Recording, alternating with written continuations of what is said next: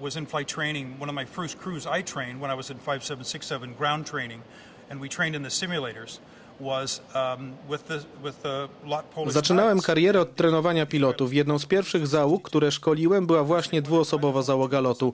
Pierwszym pytaniem polskich pilotów było, dlaczego w kokpicie jest tylko 2 osoby, a nie 3 lub 4, jak w samolotach IU czy TU, na których latali do tej pory. Ich zdziwienie było jeszcze większe, gdy zobaczyli urządzenia, w które wyposażona była kabina pilotów. Przypomnę, że było to 20 lat temu, ale już wtedy była to nowoczesna technologia.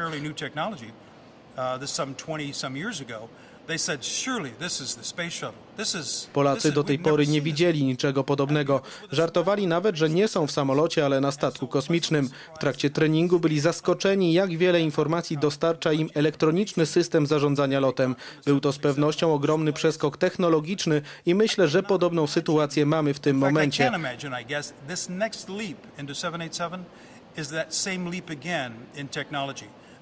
The space shuttle is actually getting fairly old, so that technology is even well behind what we're putting in the 787. Technologie zastosowane w Boeingu 787 są nawet jeszcze bardziej nowoczesne niż te na ówczesnych statkach kosmicznych. Myślę, że załoga lotu, którą wówczas trenowałem, jeśli jeszcze pracują, a myślę, że tak jest, będzie również zaskoczona tym, co zobaczy w kokpicie Dreamlinera. Myślę też, że technologie, jakie tam zobaczą, będą podobne do tych, które znają z Boeingów 767. Z tego powodu jestem pewien, że nie będą mieli żadnych trudności w przestawieniu się na Boeinga 787. To